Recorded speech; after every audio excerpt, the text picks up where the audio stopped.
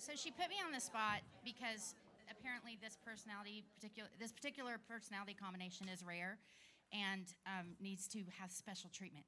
So now I have another weapon in my arsenal that I can use. So this combination that she's talking about, we led the parents through this book this fall, and I had one of those experiences where I'm trying to help Ellen lead the group and just be there for color commentary or to fill in gaps if there's awkward silences or whatever, do the things I do. And all of a sudden she gets to this one, and she's reading about this, and it was like a light bulb went on for me personally, because it talked about, I'm not going to be able to see it.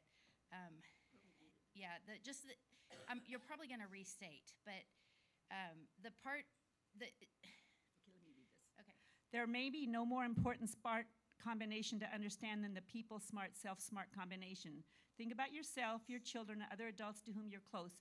Any who have both of these in their top form may live in a constant state of internal stress and confusion. But understanding these smarts can free you and others to take advantage of the gift and power of this combination. Okay, so it actually was freeing to me. I went back and read the book, that part of it, and then read some other additional, because this is geared for kids. And so then we do some of this stuff with the high schoolers too, these intelligences, and I went back and read some for myself and for my kids.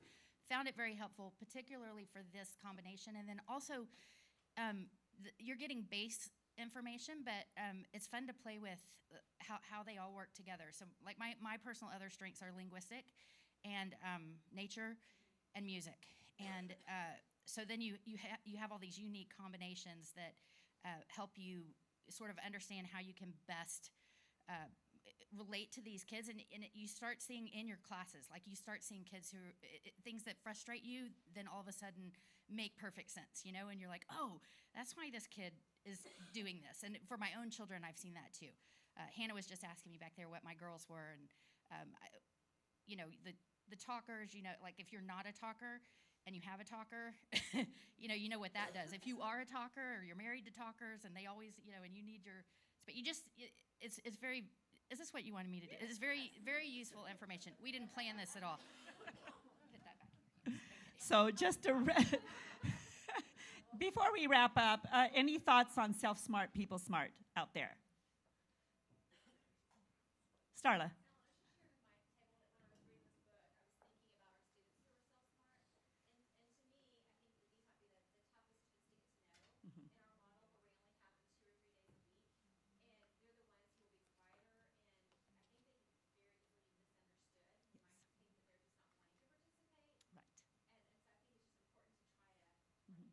Did everyone hear what Starla said? I think it's such a valuable point. Did you have something over here? No, I didn't. Okay. Anyone else? Well, this is a very, very quick overview of this book, but keeping in mind that word smart kids need to talk and write, logic smart need their questions answered, picture smart, they want to color and create and see things. Music smart, they get lost in their music, but it also helps them. Body smart, nature, people smart, self smart. And my hope today is that if you apply this information to yourself, first of all, how you respond as an adult and as an educator, but secondly, as you're looking at your students, that you're thinking of ways that you can nurture all of these smarts, but also recognizing that no child is going to be top in all, that we need to be able to diversify our instruction in a way that nurtures all these smarts in all these kids and meets the needs of all types of kids, right?